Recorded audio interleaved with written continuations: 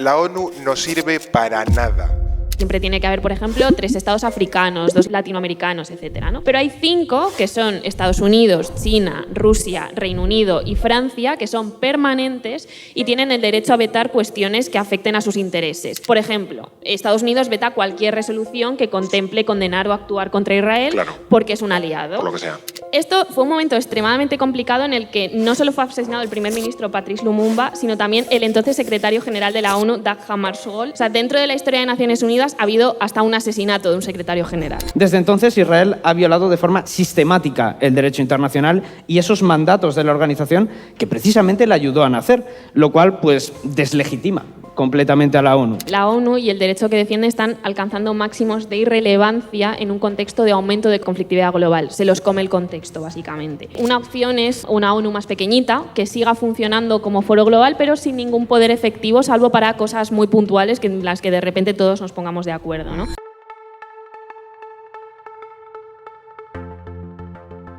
Naciones Unidas tiene un potencial tremendo, pero ahora solo escriben cartas llenas de palabras vacías. Palabras vacías que no resuelven guerras. Estas palabras no son una declaración incendiaria más de Donald Trump, son el síntoma de nuestros tiempos. A pesar de que se le hubiese fastidiado el teleprompter, porque eso ocurrió, el presidente estadounidense lo tenía clarísimo. La ONU no sirve para nada. Quienes resuelven las guerras y arreglan los conflictos son los países como el suyo, como Estados Unidos. ¿Podemos culparle? Pues es que la ONU, por ejemplo, no ha podido parar la invasión de Ucrania, tampoco el genocidio en Gaza o los miles de muertos en Sudán. ¿Para qué sirve la ONU entonces? ¿Qué puede hacer realmente por nosotros? Por eso hoy, en No es el fin del mundo, hablamos de la crisis de Naciones Unidas. No es el fin del mundo, el podcast semanal del orden mundial. Episodio que hacemos en directo, quienes a lo mejor escuchen en Spotify o en YouTube, pues ya lo verán una semana después en diferido, pero aquí hay gente en directo porque estamos en la Universidad Fernando Pessoa Canarias, en Gran Canarias, que nos han invitado aquí a hablar. Más esto fue una petición expresa de que hablásemos de lo que nos diese la gana. Así que decidimos hacer un episodio de Naciones Unidas. Así que muchísimas gracias por la invitación a la universidad. Y gracias también, sobre todo, al público que os habéis acercado esta mañana aquí a escucharos. O sea que un placer teneros aquí, un gusto, aunque sea por la mañana. También os hemos ahorrado clase, porque sé que algunos está mejor haciendo pellas, porque está legalizado. Pero bueno, que muchísimas gracias por venir a vernos. Y luego también estamos hoy con Alba Leiva. ¿Qué tal, Alba? Pues muy contenta de estar aquí en Gran Canaria. No sé, me lo estoy pasando muy bien, he visto el mar, yo ya estoy muy contenta, simplemente viendo el mar. ¿Hace un tiempo fantástico? Hace un tiempo fantástico, nos han regalado queso, yo ¿para qué quiero más? Todo el check te hemos hecho, ¿no? Hablando de quesos, David Gómez, ¿qué tal, David? ¿Cómo estás? Pues de maravilla también por el queso, por toda la comida que hemos podido disfrutar, por las canteras. Era la primera vez que venía a Las Palmas, además. Solo ha faltado ver a la Unión Deportiva Las Palmas, que creo que juega este fin de semana en Gran Canaria. Mira, pero bueno, aprovechar. habrá que volver la próxima vez. Pues nada, ¿qué bien has desayunado? Dilo todo. Qué bien he desayunado, qué bien cené ayer y qué bien voy a comer. Pues sí. Aquí la verdad es que lo gozamos bastante cuando tenemos salidas, que además eso, ya para este momento ya haremos estar en Barcelona.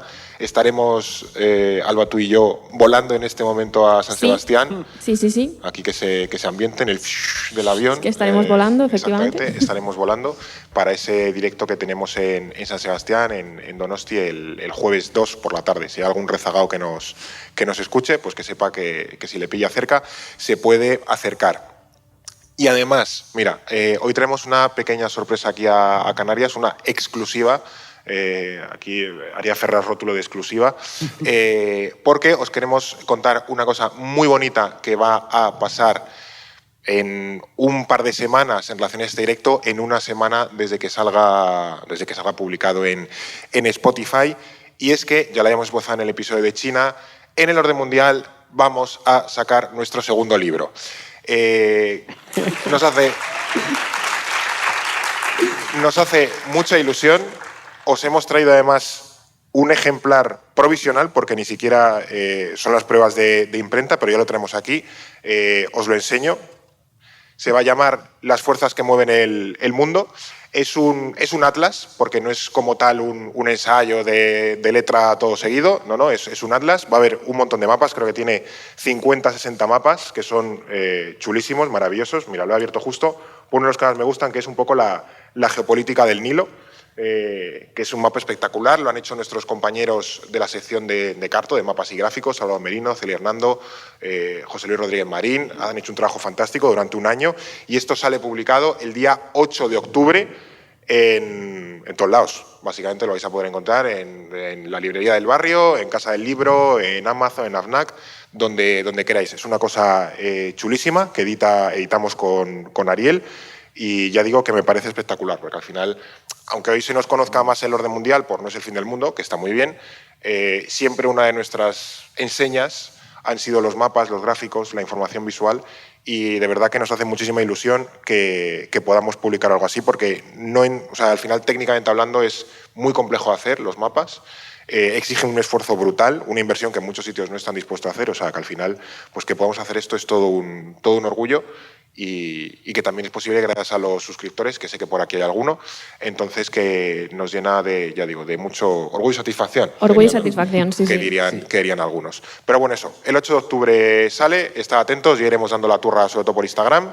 Y bueno, lo enseñaremos en todos los episodios, básicamente, que es nuestro nuevo bebé. Así que vamos al tema que nos toca hoy, para el que nos han invitado. Así que empecemos un poco, como siempre, ¿por qué hoy hablamos de la crisis de Naciones Unidas o de la ONU? Pues a ver, hay dos razones más mundanas y una un poco más profunda, porque en primer lugar hablamos de la ONU porque ahora mismo está teniendo lugar la cita anual de la Asamblea General de Naciones Unidas en Nueva York. Habréis visto las declaraciones, habréis visto algún discurso, el famoso momento de Trump, con el que hemos abierto también este episodio. En segundo lugar, hacemos este episodio porque la ONU está de aniversario, está de cumpleaños, cumple 80 años y creemos que es significativo que vayamos a discutir sobre la crisis de una organización que lleva nada menos que 8 décadas rigiendo el sistema internacional, no es moco de pavo. Y la razón más profunda es la situación del mundo en la actualidad, ¿no? Ante eventos como la invasión rusa de Ucrania, el genocidio en Gaza, es inevitable preguntarse por qué la ONU no hace nada si se supone que nació para evitar conflictos y atrocidades a nivel mundial. Entonces, ¿por qué no es capaz de cumplir su cometido? Claro, y para meternos de lleno en este debate tenemos que comprender cuál ha sido el recorrido de Naciones Unidas en estos 80 años de historia, a qué retos se ha enfrentado y también por qué afirmamos a día de hoy que la organización pues, está en una crisis profunda. Claro. Por eso empezaremos definiendo ese sistema de Naciones Unidas, qué es lo que lo compone, qué no, cuál es su función y su funcionamiento, ya que veremos que es algo un poco más complejo de lo que solemos pensar habitualmente. Luego también vamos a abordar esa historia de Naciones Unidas, desde sus predecesores, su fundación, qué rol ha desempeñado en la historia global. Por supuesto, debatiremos sobre la crisis que vive actualmente, que es un poco el tema de este episodio, en qué consiste, cuál es su impacto. Y por último, también vamos a intentar analizar cuál es el futuro de Naciones Unidas, un poco de perspectiva. O sea, que un poco la respuesta es Naciones Unidas está en crisis, sí. Ahora nos queda el justifique su respuesta. Exactamente. Es todo lo que vamos a desarrollar en ese episodio. Bien, entonces vamos al lío.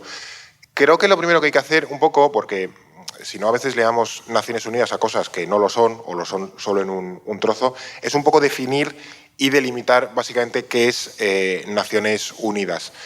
Esto nos pasa mucho, que es lo de sacar el libro de conocimiento del medio. Conocimiento del medio de primaria o de la ESO, pero sobre todo en este caso es importante porque no es una organización sencilla. Aquí vamos a ver que al final Naciones Unidas, lo que solemos pensar que es, luego no lo es, y hay muchísimos organismos, muchísimas agencias, un batiburrillo administrativo, que ahí, como vais a ver, también está un poco de las principales críticas. Así que eso, empecemos un poco por básico. ¿Qué es la ONU y qué organismos componen la ONU y, sobre todo, cuál es su función, cuál es el trabajo de cada uno? Vale, aunque no estamos en época de selectividad de exámenes, vamos a empezar a coger apuntes ya. Hay que empezar a estudiar la selectividad con antelación. Y calentar un poco, que ya empieza el curso. Un poco de calma, que estamos en septiembre. Ya, bueno. Está la chavala de segundo de bachillerato empezando. Ya. No vamos a agobiar. Están todavía con el verano. Con calma todavía. Bueno, la ONU es una organización internacional cuyos objetivos son promover la paz y la seguridad internacionales, proteger los derechos humanos y fomentar la cooperación internacional, tanto en materia de desarrollo económico y social como en la resolución de problemas globales. Está formada por 193 estados, que lo que viene a ser básicamente casi la totalidad de todos los países del planeta, y esto es importante hasta el punto de que formar parte de la ONU implica prácticamente existir a nivel internacional, porque para ello pues te tienen que reconocer otros países. Esto diferencia a la ONU de otras organizaciones y tratados internacionales a día de hoy. No es un mero acuerdo entre un grupo de países en torno a unos objetivos comunes, sino que es el gran foro que articula este sistema internacional actual. De hecho, cuando hablamos de su composición, no hablamos tanto de organización, sino precisamente de sistema de Naciones Unidas, y tenemos que entender la ONU como un gran paraguas de organismos internacionales que monitorean, regulan y sirven de foro multinacional para áreas o problemas específicos, ¿no? Entonces, para entender bien este organigrama de la ONU, tenemos que distinguir entre sus organismos principales, que son sus instituciones más importantes, aquellas que aparecen en la Carta de Naciones Unidas, que es su tratado fundacional, y los órganos subsidiarios, fondos o programas especializados que están bajo este gran paraguas. Va a sacar aquí el esquema de la pizarra. Aquí podríamos sacar aquí una presentación y ir con el organigrama y el puntero, pero nos tiraríamos aquí la hora entera, entonces tampoco lo vamos a hacer. Y entonces aquí es importante hacer esta distinción porque cuando hablemos de si la ONU está en crisis y qué futuro le augura, tendremos que tener en cuenta esta complejidad de su estructura interna. Claro.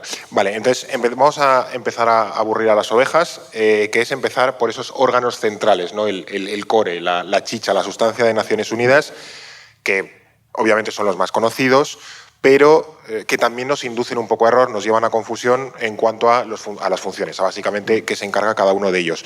No vamos a analizarlos en profundidad, porque no hace falta, básicamente, pero sí es importante que hagamos un poco un barrido rápido de cuáles son esos órganos centrales de Naciones Unidas y, sobre todo, por qué son importantes o cuál es un poco la función que cumplen. Pues en la actualidad hay 5 órganos centrales de Naciones Unidas. Está la Asamblea General, el Consejo de Seguridad, el Consejo Económico y Social, o ECOSOC, la Secretaría y la Corte Internacional de Justicia. Antes eran 6 porque existía el Consejo de Administración Fiduciaria, que se encargaba del tema de la descolonización. Pero claro, cesó su actividad en 1994 después de que el último territorio en fideicomiso, que era Palau, se independizara ese mismo año. Tenía una pinta tremenda, ¿eh? El Consejo de Administración Fiduciaria. Sí. Te cagas de emoción solo de pensar en él. Totalmente, pero mira, con la Asamblea General, el Consejo de Seguridad y el ECOSOC sí que te cagas de emoción, vale, porque son los órganos deliberantes. Es decir, en ellos se toman las decisiones que luego la Secretaría, que sería el órgano ejecutivo, pues trata de hacer cumplir. Porque quien realmente cumple es la comunidad internacional. Eso no lo debemos olvidar. El secretario general ejerce de representante de la ONU y es algo así como el gran diplomático global. En la actualidad sabemos que es el portugués António Guterres, sí. Aunque el año que viene, ojo, hay elecciones y ya se ha anunciado la candidatura de la expresidenta chilena, Michelle Bachelet, que vamos a ver si consigue ser la primera mujer secretaria general de Naciones Unidas. Lo anunció Boric en la propia asamblea el otro día. Boric, efectivamente. Dijo, oye, que vamos a lanzar a Bachelet. Creo que también está en la porra, claro, en la porra de Naciones Unidas. Greenspan, que creo que es costarricense, sí. Y no sé también si hay de un país africano también se quiere presentar a alguien, o de Barbados, o de Bahamas, o algo así. Entonces, bueno, el año que viene tendremos ahí todas las apasionantes elecciones de Naciones Unidas. Veremos qué sucede. ¿Sobre qué discuten estos órganos deliberantes? Que al final es la chicha del asunto. Pues va implícito en sus propios nombres. La Asamblea General, que es lo que está teniendo lugar ahora mismo en Nueva York, que es el gran foro de Naciones Unidas. Es una suerte de parlamento en el que se reúnen todos los países pues para tratar asuntos globales generales, desde un conflicto a un reto global. Sus decisiones no son vinculantes, pero sí que sirven para medir ese sentimiento internacional sobre un asunto concreto, lo estamos viendo con el genocidio en Gaza, y también para ejercer presión a nivel internacional. Lo mismo ocurre con el ECOSOC, que se centra en esos asuntos económicos, sociales y culturales, es decir, temas que van desde el desarrollo hasta la gestión del patrimonio o el tráfico de drogas. Aquí ya empezamos a ver un poco por dónde van las vías de agua, de que sí, nos reunimos todos los países, pero no decidimos nada. Claro. Es como, bueno, eso pues... es. Entonces, quien sí que toma decisiones vinculantes y, por lo tanto, es la institución más poderosa e importante de la ONU es el famoso Consejo de Seguridad. Es quien puede autorizar el uso de la fuerza, de acuerdo a lo contemplado en la Carta de Naciones Unidas. Esto incluye la agresión de un Estado a otro, el envío de misiones de paz a un conflicto, etcétera, ¿no? Y también es el órgano más cuestionado y más problemático, especialmente por su composición. Hay 10 miembros no permanentes, es decir, que van rotando siguiendo unas cuotas que tienen distintas regiones del mundo. Pues siempre tiene que haber, por ejemplo, 3 estados africanos, 2 latinoamericanos, etcétera, ¿no? Pero hay 5 que son Estados Unidos, China, Rusia, Reino Unido y Francia, que son permanentes y tienen el derecho a vetar cuestiones que afecten a sus intereses. Por ejemplo, Estados Unidos veta cualquier resolución que contemple condenar o actuar contra Israel, claro, porque es un aliado. por lo que sea. Entonces, como veremos luego, este es uno de los principales escollos en el correcto funcionamiento de la ONU. Solo nos falta de estas instituciones core la Corte Internacional de Justicia, que es el tribunal que soluciona las disputas entre Estados. Por ejemplo, tenemos una disputa fronteriza, pues no lo podemos llevar a la Corte Internacional de Justicia para que la Corte diga, vale, esto es de este país y no de este, ¿no? Esto, por ejemplo, ahora hay un diferendo entre Guyana y Venezuela, que es de los más famosos, entre comillas, sí, de donde estaba básicamente a quien pertenece el Esequibo, que es como la región fronteriza. Y creo que el diferendo famoso de Chile y Bolivia por la salida al mar también se dirimió o se dirimía, porque creo que ya lo resolvieron hace unos años aquí. No lo sé, pero vamos. Que... Luego, no solo tratan cuestiones territoriales, sino que también se pueden abrir causas por otros temas de violaciones de derecho internacional. Por ejemplo, está el famoso caso de Sudáfrica contra Israel por genocidio, precisamente, ¿no? Claro. Ojo también que aquí hay una confusión muy habitual entre la Corte Internacional de Justicia y la Corte Penal Internacional, que son tribunales diferentes, pero tienen nombres muy parecidos y los dos están en La Haya. O sea que no ayudan no nos lo ponen fácil, pero son instituciones diferentes. Uno entre países y otro para casos de personas concretamente. Claro, que el Tribunal de La Haya, propiamente dicho, la Corte Penal Internacional, ese solo juzga a personas. De hecho, creo que Netanyahu y algún ministro tienen la orden esta de busca y captura por crímenes de lesa humanidad o algo así. Y Putin también está por la Corte Penal Internacional. Que ayer creo que nos cruzamos a Netanyahu en el aire. ¿Cómo? Pues nosotros, al venir a Canarias desde la península, creo que Netanyahu iba de Israel, creo que a Washington o algo así. Y entonces tuvo que bordear un poco los espacios aéreos de muchos países de la Unión Europea para que no le... Fernando Arancón traqueando el avión de Netanyahu. El Flight Radar, otra vez, más Fernando, igual a diversión sin fin, básicamente. En la pantallita del avión no aparecía el de Netanyahu. No. No, solo aparecía el nuestro. Pero bueno, que pasó por el estrecho, que luego está también... Eso ya lo tocamos en algún episodio de cómo se divide el tema de las fronteras aéreas en el mundo y el control aéreo y todo eso, pero que pasó cerca de nosotros. No le podemos mandar ni una peineta ni nada, pero bueno, ahí quedó. Pero bueno, sí, no confundir esa Corte Penal Internacional con la Corte Internacional de Justicia, que esa es la de la ONU, la CIG, que solo resuelve disputas entre estados, no se mete en lo que haga fulanito o menganito. Vale, entonces, estos son un poco los órganos más importantes, pero a mucha gente que nos escuche también le sonarán otro montón de organizaciones que al final también están bajo el amparo de la ONU y del resto del sistema. ¿Cuáles son las más importantes? ¿Qué rol juegan? Básicamente, ¿qué pintan aquí? Bueno, aquí nos ponemos serios porque entramos en un mar de comisiones, departamentos, organismos subsidiarios y agencias especializadas que puede ser un poco caótico, porque no todos tienen el mismo nivel de autonomía, tanto a nivel de toma de decisiones como de financiación. En definitiva, depende un poco de cada caso. Para que lo entendamos bien, tenemos que pensar que ni la Asamblea, ni el ECOSOC, ni el Consejo de Seguridad pueden abarcar toda la complejidad del sistema internacional por sí solos. Necesitan de organismos especializados en temas concretos para atender a problemas específicos. Esto puede ir desde un conflicto como el árabe-israelí, al cambio climático o a la desigualdad que sufren las mujeres en todo el planeta. La idea es que su trabajo haga efectiva la misión de Naciones Unidas o alimente el trabajo de los órganos principales. Como mejor se entiende esto, Fer, es con ejemplos. Sí, por favor te lo pido, que aunque sea por la mañana se nos duerme la gente. Vamos a pensar, por ejemplo, en el Consejo de Derechos Humanos. Vale. Es un organismo subsidiario de la Asamblea General cuyo objetivo es monitorear la violación de derechos humanos y hacer recomendaciones. Es decir, contribuye a la labor de la Asamblea General. Asimismo, el ECOSOC o el Consejo de Seguridad también tienen sus propios paraguas de departamentos y subsidiarios.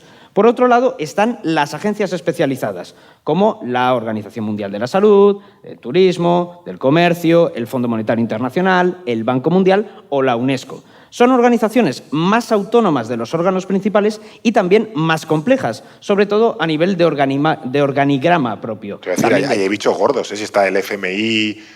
la OMS, la UNESCO, poca broma, ¿eh? Sí, además, toma de decisiones, financiación, Claro. tienen una autonomía bastante potente en comparación con esos Claro. órganos. Y también pueden incluir actores no estatales. Por ejemplo, la OIT, la Organización Internacional del Trabajo, acoge también a sindicatos y a patronal. Sí. Y ya por último están los fondos y programas, que si bien dependen de la Asamblea o del ECOSOC, son una suerte de ONGs centradas en problemas específicos. Se financian con donaciones voluntarias de individuos o empresas y no a través de la cuota de los estados. Aquí el gran ejemplo es UNICEF, que es el Fondo de la ONU para la Infancia, pero también está el Programa Mundial de Alimentos o el Alto Comisionado para los Refugiados, ACNUR. Sí, que a veces Bill Gates pone pasta en este tipo Sí, de cosas, sí, ¿no? sí, Que sí. pone ahí... Y que los vemos y 200. decimos, pero esto es una ONG, ¿esto qué es? Bueno, pues esta cosa como intermedia que está bajo el paraguas de Naciones Unidas, pero que en el fondo funciona mucho como una ONG. Sí, o a veces, yo que sé, que estás por la calle y vienen los de UNICEF Claro. a pedirte dinero, a pedirte, pues eso, que te hagas socio, básicamente, y pagues la cuota. Que también eso, como veremos, bien por un lado, porque al final no todo depende del dinero público que se mete al dinero, o sea, que no es todo 100% pagar de los estados ahí y todo eso, sino que también se buscan las castañas para sacar ingresos por su cuenta. Después de este apasionante repaso al organigrama de Naciones Unidas, luego también creo que tenemos que fijarnos un poco en cómo llega a ser así de compleja, porque al final hemos visto eso como el núcleo fundacional y luego vemos cómo se va extendiendo un montón de áreas que no sé si originalmente estaban contempladas o no. Sobre todo que siempre se nos ha contado, bueno, es un poco la finalidad que tenía, es que al final la ONU se creó para evitar un nuevo conflicto como fueron las dos guerras mundiales, que bueno, fueron bastante catastróficas, como ya todos sabemos, y pensamos en alguna solución para que no volviese a pasar. De momento lo estamos consiguiendo, a ver cuánto dura. En cualquier caso, ¿cómo llega la comunidad internacional a, después de la catastrófica experiencia de la Sociedad de Naciones, decir vamos otra vez con este experimento? Here we go again. Claro, Sujétame esta era un una cuadro. prueba, ahora viene la buena. Era Eso es. Naciones Unidas, oc.pdf. Eso es. A ver, antes de ir con el antecedente de la Sociedad de Naciones y las negociaciones que dieron paso a la ONU, yo creo que merece la pena mirar un poco más atrás y preguntarnos de dónde viene exactamente esta idea de un gran acuerdo internacional que pare las guerras, ¿no? Porque si lo pensáis es bastante revolucionario. Y para eso me voy a poner lo más pedante que me he puesto jamás en este A ver, podcast me temo lo ¿Cómo? peor. y voy a hablar de Kant. Adiós. Sacad los apuntes de bachillerato. Claro, filosofía de segundo. Tranquilos. A ver, solemos contar la historia como una sucesión de conflictos y guerras en las que las paces son algo Sí. muy breve y muy inestable, y así que parece que el conflicto es el estado natural, algo intrínseco del ser humano, y la paz algo excepcional y difícil, ¿no? Pero lo cierto es que el problema de la paz es algo que ha obsesionado a la humanidad durante siglos, cómo lograrla, cómo hacerla duradera, y según se va teniendo una noción del mundo más internacional, cada vez más amplias, y además los conflictos se hacen pues, cada vez más extensos y cruentos, este problema se vuelve más urgente. Y al bueno de Kant, pues esto también le preocupaba muchísimo, y por eso escribió un pequeño tratado que se llama Sobre la paz perpetua, que todos los que hemos estudiado relaciones internacionales nos lo hemos tenido que leer en algún Sí, momento. aparece en algún momento, cual Pokémon en la hierba. Eso es. En él, el filósofo reflexiona sobre las condiciones para lograr una paz duradera, y una de las que propone es una federación de estados sobre la que se funde el derecho de las gentes. Es decir, no basta con un tratado de paz, hace falta un sistema político que sustente a la paz. Y este texto es una idea embrionaria que luego llevaría a la creación de la Sociedad de Naciones y a la ONU posteriormente. Es decir, la idea de un sistema internacional se lleva reflexionando mucho más tiempo del que pensamos, mucho más allá del siglo XX. Sí. Bueno, fuera pedante o no Immanuel Kant, lo cierto es que estas ideas serán las que recogerá luego el presidente estadounidense Woodrow Wilson en esos 14 puntos con su propuesta para crear la Sociedad de Naciones, que al final se creó en 1919, pero ojo, sin contar con Estados Unidos. Claro. De hecho, esa fue una de sus principales diferencias con la ONU, que sí que contó con la presencia y el compromiso de todas las grandes potencias del momento. Digamos que la Sociedad de Naciones ya nacía también, incluso peor todavía. Nació sin muchísimos países que no se les dejaba participar y ni siquiera ganadores como Estados Unidos. Dijo, a mí esto no me interesa. Exactamente, pero Sí. respondiendo a tu pregunta, Fer, ¿por qué los países volvieron a intentarlo después del fracaso de la Sociedad de Naciones? No es que se juntaran en una barra de bar y dijeran, venga, vamos otra vez con esto, ¿no? Entendieron que la fórmula era buena, pero que había que mejorarla. Hasta cierto punto, ellos también hicieron la lectura de cuáles habían sido los fallos de la Sociedad de Naciones y se propusieron enmendarlos. Y no solo es una cuestión de evitar un nuevo conflicto, sino de crear un orden internacional de vencedores posterior a la guerra. La Sociedad de Naciones fue el intento de crear un orden nuevo, pero en realidad el mundo tal y como lo conocíamos cambió definitivamente con la Segunda Guerra Mundial. Ese mundo que viniera después pues necesitaba una arquitectura global más compleja y para eso pues se requerían foros, instituciones como los de Naciones Unidas. Claro. Que de hecho aquí estaba pensando, voy a empezar a asumir deudas. Es la primera... No, tenemos que hacer un episodio, además del zoroastrismo, que está pendiente desde hace mucho tiempo y la gente nos lo pide muy a menudo, tenemos que hacer un episodio que esto, CC Punzadas, les podemos poner en copia, de la idea de paz y la idea de seguridad. Eso lo hemos hablado. Claro, por eso. Sí. Entonces, que estáis pendiente, que al final esto también lo toca un poco, porque me está acordando la idea de, esto no sé si es de Roosevelt o luego ya lo hereda Truman, lo de la seguridad humana, del freedom from fear and freedom from want. Es decir, que al final sentirte seguro no es solo que no te ataquen, sino sentirte libre de miedos, es decir, no sentirte amenazado por nada ni nadie, y freedom from want, de estar libre de necesidad, es decir, de no tener hambre, de no tener enfermedades, que eso no es una amenaza per se, pero al final es una situación que te genera inseguridad. Y claro, porque al final esa sensación de hambre, de inestabilidad, de inestabilidad económica, eso son caldos de cultivo para los conflictos, ¿no? Entonces entenderlo como cómo preservamos la paz, no solo alcanzarla, sino preservarla, pues está en estos conceptos mucho más amplios de la seguridad. Que la paz no es solo dos países pegándose, sino es lo que ya apuntaba Kant, una especie de sistema global que no necesariamente pasa por los estados, donde nadie sienta la necesidad de irle a pegarle un estacazo al vecino para quitarle, pues yo qué sé, un territorio, recursos o robarle las gallinas, básicamente. Pero bueno, eso ya queda para otro episodio, a la lista interminable de temas. Ya en algún momento de 2029 lo saldaremos. Relacionado con esto que decís, bueno, yo le hemos dicho, ¿no?, que la ONU nace oficialmente el 24 de octubre del año 45, cuando entra en vigor esa Carta de San Francisco. Básicamente es, pues nada, un par de meses después de la rendición de Japón. Pero claro, ese orden internacional ya se venía fraguando, ese orden internacional donde la ONU tenía un protagonismo, un papel relevante, ya se venía fraguando desde hacía varios años. ¿Cómo es un poco el mundo, o sea, el camino hacia llegar a la ONU? ¿Cómo se dan los primeros pasos o cómo alguien dice, aquí tenemos que ir por una idea que se llame Naciones Unidas, tal, que esto suena espectacular en mi cabeza?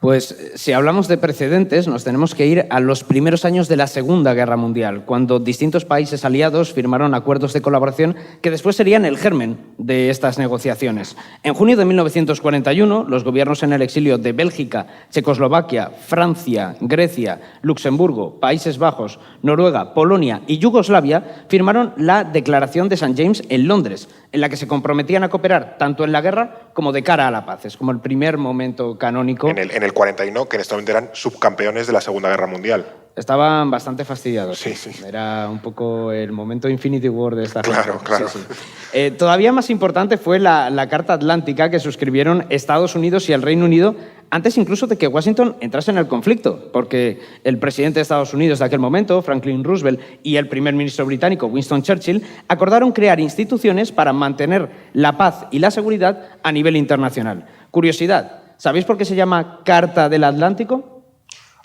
Viéndolos, la enorme originalidad con la que destacan estos temas internacionales de, vamos a llamarle Corte Internacional de Justicia a una cosa que ya tiene otro nombre, o Consejo de Europa cuando ya tienes un Consejo Europeo, me imagino casi cualquier cosa. Pues porque se firmó en un barco en el Océano Atlántico. Bueno, o sea que tampoco no se lo curraron, mucha originalidad. Pero venga, algo facilito que tenemos que irnos a comer.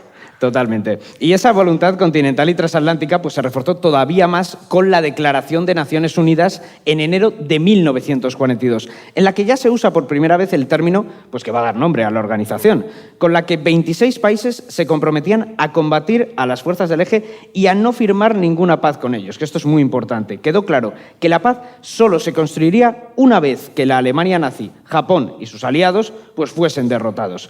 Y en 1943, tanto en las conferencias de Moscú como en la de Teherán, los 4 grandes aliados, que eran el Reino Unido, la Unión Soviética, Estados Unidos y China, reafirmaron el compromiso de crear una organización internacional al final de la guerra. Claro. Hasta 1943 lo que vemos es la disposición de los países a crear Naciones Unidas, pero en algún momento había que sentarse a ver cómo se hacía eso y en qué iba a consistir esa sociedad de naciones 2.0. Claro, ¿no? todo esto mientras nos pegábamos con los nazis, o sea que había mucha plancha en ese momento. Claro, se les acumulaba el trabajo. Claro.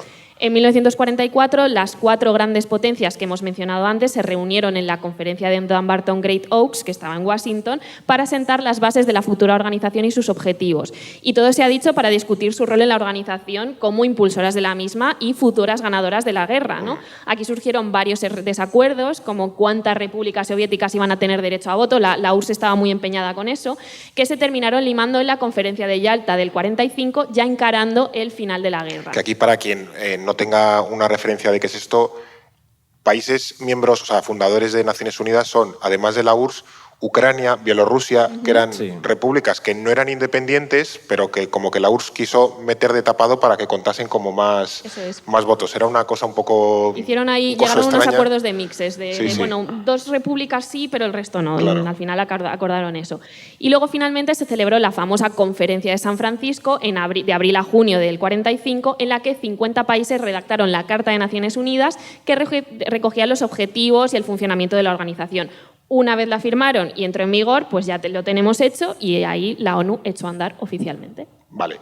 Entonces, bueno, evidentemente la historia de la ONU no se acaba aquí, porque si no estaríamos haciendo este episodio, porque, como ya sabemos, el final de la Segunda Guerra Mundial en el año 45 dio paso de manera prácticamente inmediata a la Guerra Fría y la descolonización, que son 2 procesos que se alargan durante varias décadas y que son centrales en la segunda mitad del siglo XX y en los que además ya se iban a empezar a ver las costuras que tenía ese diseño de Naciones Unidas, que al final son limitaciones que todavía se arrastran hasta el día de hoy. Pero al mismo tiempo que eso ocurría, en las décadas siguientes también se produjo esa gran expansión de la organización a muchas de las agencias que ya hemos mencionado, también número de miembros, al final países que se independizaban, países que se metían en Naciones Unidas. Lo que no sé, claro, es cuando hablamos de la crisis de Naciones Unidas siempre acabamos en esta pregunta, ¿no? De si la organización, la ONU, entró en crisis ya desde su nacimiento o nació medio coja, que la pobre ya tenía unas limitaciones de inicio que ha acabado arrastrando hasta el día de hoy. Sí, eso sí. No diría que nació en crisis, aunque es verdad que hemos hablado de la crisis de Naciones Unidas casi desde sus orígenes, pero sí que nació en un contexto especialmente complejo, aunque hay muchos momentos en la historia global que han sido difíciles, pero creo que después de la Segunda Guerra Mundial, especialmente, y con unos defectos de fábrica que han limitado mucho su misión y que nos han llevado al momento actual, donde yo creo que sí que podemos hablar de una crisis profunda y agravada. De hecho, hay un artículo de 1970 de Foreign Affairs, como no, porque esa revista es que tiene un archivo que puedes ahí encontrar cosas maravillosas, que ya utiliza, lo pone en el contexto de la guerra de Vietnam y ya utiliza las palabras de irrelevancia y crisis. Entonces, esto es una reflexión cíclica. Entonces, más de 50 años, entonces. Sí. Claro. Sí,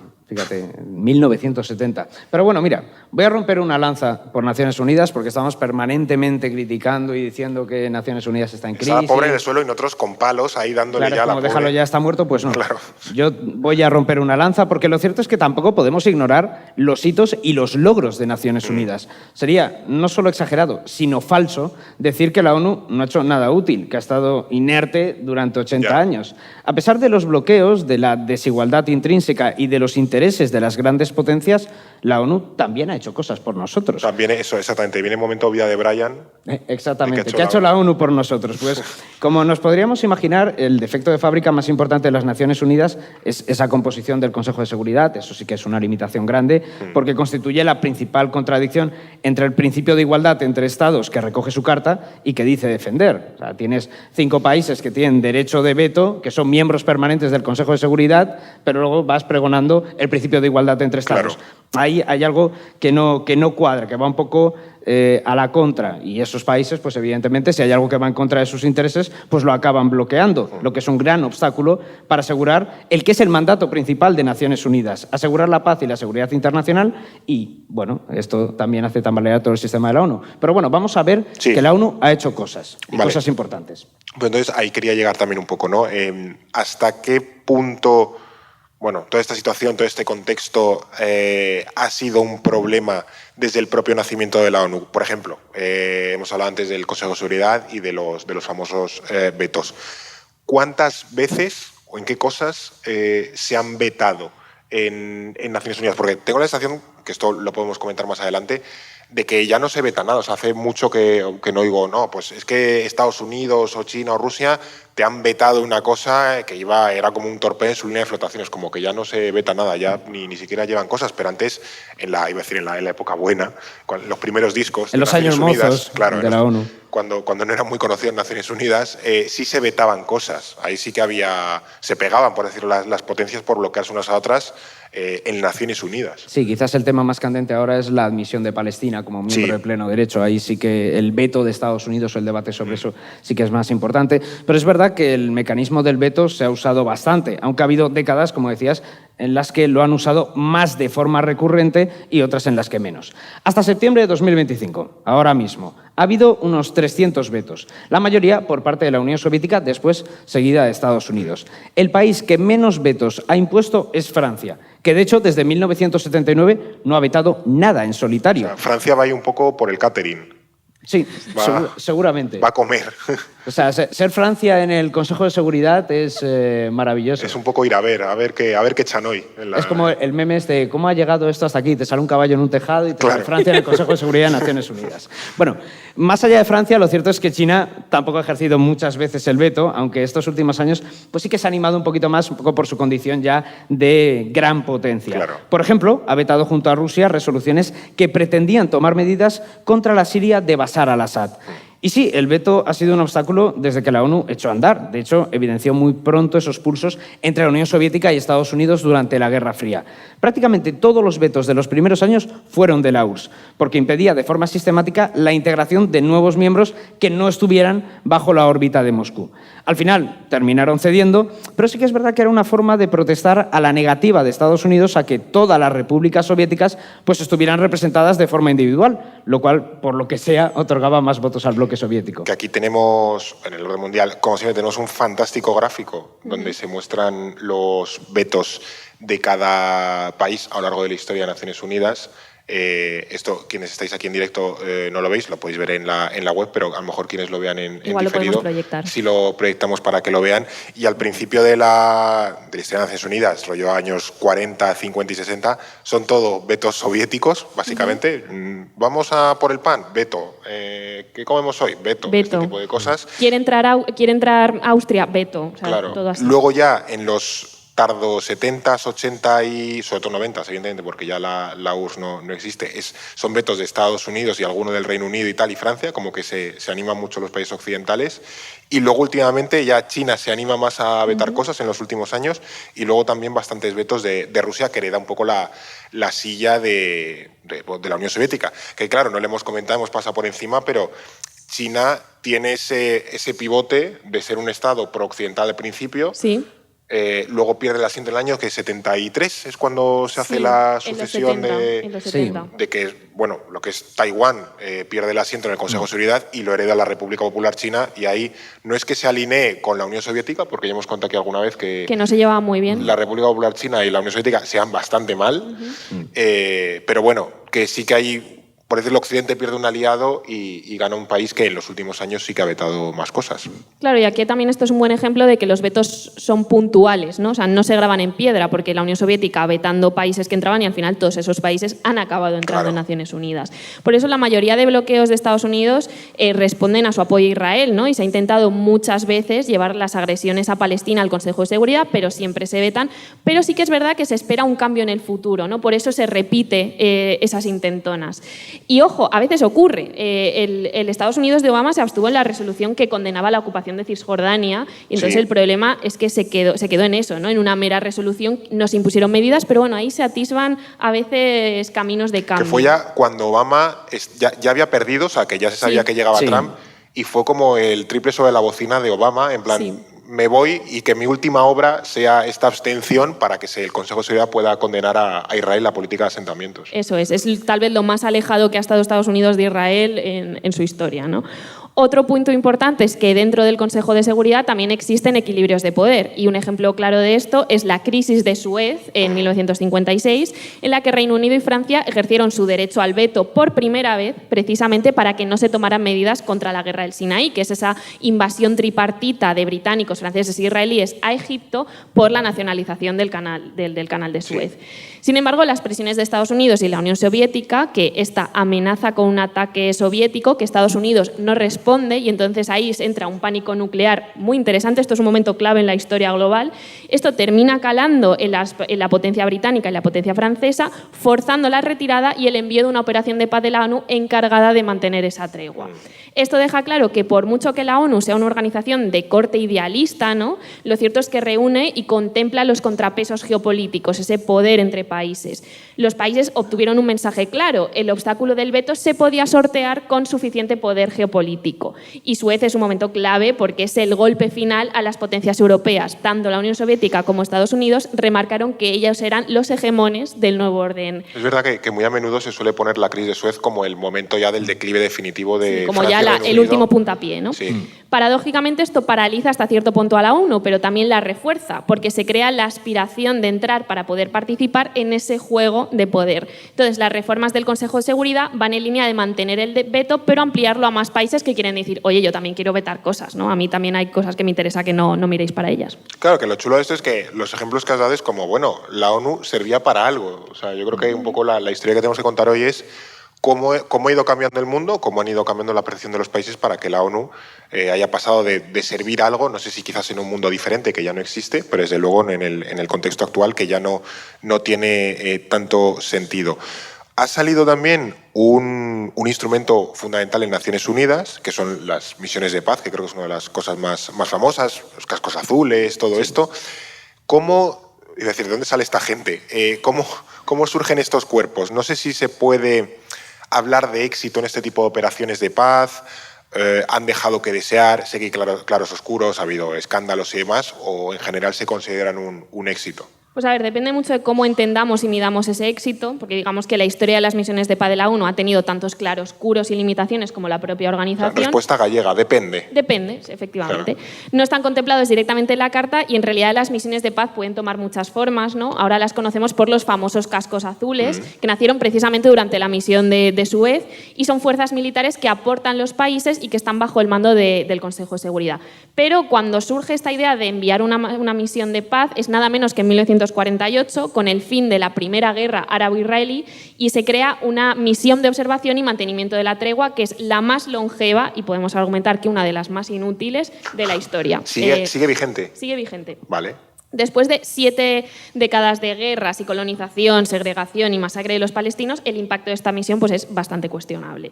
Luego hay misiones que han tenido un éxito parcial. Por ejemplo, la misión de Naciones Unidas para el Congo de 1960 marcó un antes y un después en cómo se entendían estas misiones y también el rol que podía jugar la ONU para los estados, ¿no? Su mandato era supervisar la descolonización tras la independencia, asegurando que no hubiese pues, inferencia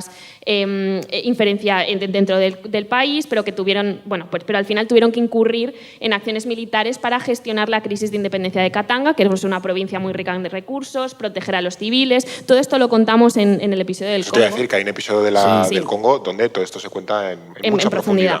Esto fue un momento extremadamente complicado en el que no solo fue asesinado el primer ministro Patrice Lumumba, sino también el entonces secretario general de la ONU, Dag Hammarskjöld, en un polémico accidente de avión justo cuando viajaba a Katanga. No se han esclarecido exactamente los hechos, no se sabe si fue un asesinato tal cual, pero tiene todas las de haber sido un asesinato. Sí, tampoco sabemos si Prigozhin fue un asesinato, pero que explote tu avión en el aire, pues cuando te llevas mal con mucha gente, te lleva a sospechar. Y si es 2 meses después de intentar ir hacia Moscú, ya más sospechoso todavía. Sí. O sea, dentro de la historia de Naciones Unidas ha habido hasta un asesinato de un secretario general, ¿vale? Aquí esto también hay una peli que es Dag Hammarskjöld, Lucha por la Paz, que lo cuenta bastante bien. Se acaba cuando se muere. Sí, claro. Sí, efectivamente.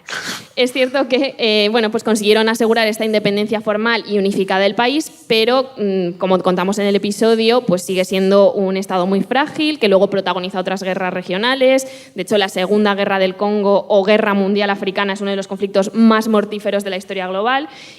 Pero bueno, también podemos señalar otros ejemplos de éxitos como Liberia o Sierra Leona, pero es verdad que quedan muy deslucidos por los fracasos, ¿no? Y aquí podemos hablar de la misión de de Palestina, pero también está el genocidio de Srebrenica en 1995. También tenemos casos de escándalos de malas praxis por parte de los cascos azules con, abusos por ejemplo, sexuales, ¿no? abusos sexuales, Sí. agresiones sexuales Sí. En los países donde estaban operando. Así que, bueno, las misiones de paz son un tema controvertido. Claro que al final los cascos azules, o sea, no es un cuerpo permanente de la ONU, sino que es como, chavales, ¿quién se ofrece voluntario? Entonces los países mandan, oye, pues yo te mando 200. Entonces se hace ahí una amalgama de países y bueno, pues a veces no tienen como toda la altura que deberían. Que de hecho me estaba acordando que, para que veamos la importancia de la guerra del Congo, se firmó hace poco un conflicto, ¿no? O sea, una paz entre Ruanda y demás. Una de estas que Trump dice que ha resuelto por él mismo. Las 7 guerras, ¿no? Las 7 guerras que ha resuelto. Estaba también Kosovo y Serbia. Claro. O cuando se confunde y dice que ha resuelto la guerra entre Camboya y Armenia. Es como Claro. a 6.000 kilómetros uno de otro, pero bueno, si tú quieres creer eso, pues adelante. Pero bueno, sí, que había una guerra que duraba hasta ayer por la tarde y a ver si no vuelve a reflotar de nuevo. Pero bueno, que también por romper una lanza a favor de la ONU, estamos intentando un poco salvar la papeleta, por lo menos en las primeras décadas. Es cierto que se mueve en un contexto internacional muy complicado en el que no puede abarcarlo todo y solucionarlo todo. Al final es tal el nivel de los incendios que la ONU da para lo que da. Poníamos el ejemplo de Cachemira, que también siguen ahí, la misión de paz. Chipre, no sé si alguno de aquí ha estado en Chipre, pero vamos, tú llegas a Nicosia y de repente está el muro y al otro lado, y eso ya no es Chipre, Sí. es Chipre, pero hay un estado de facto que es la República Turca del norte de Chipre. O sea que ese tipo de cosas se ven.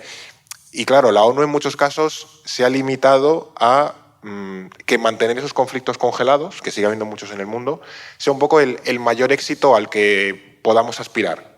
Es decir, bueno, no hemos resuelto la guerra, pero al menos no están en guerra directa. Pero al final son países que no son capaces de sentarse en una mesa de negociación y de intentar resolver sus diferencias de una forma un poco cristiana.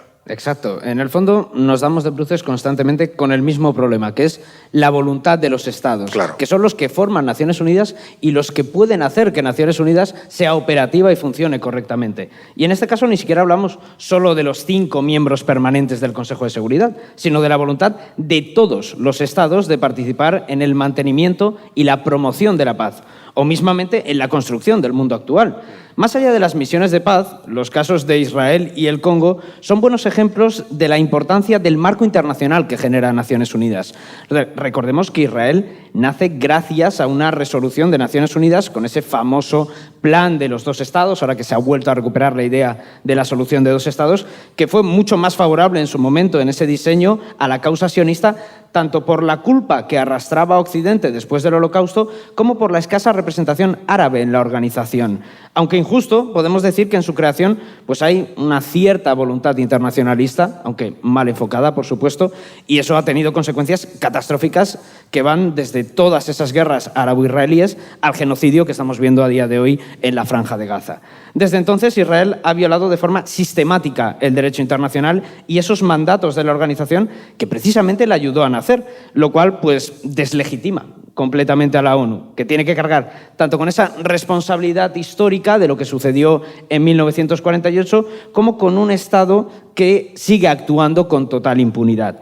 Y el caso del Congo es otro de tantos que nos muestran la complejidad que tuvo el proceso de descolonización, porque la defensa de la autodeterminación es precisamente uno de los proyectos internacionalistas, me atrevería a decir, más importantes de toda la historia. Más ambiciosos, sin duda, claro. Y a nivel cuantitativo fue un éxito. Un montón de países Sí, que sí. declararon y proclamaron su independencia, por lo menos a nivel nominal, pero eso no ha evitado el neocolonialismo, el mantenimiento de las antiguas estructuras coloniales y una fragilidad estatal pues, que alimenta muchos conflictos internos dentro de esos países y también a nivel regional y que amenaza, por supuesto, la paz global. Claro.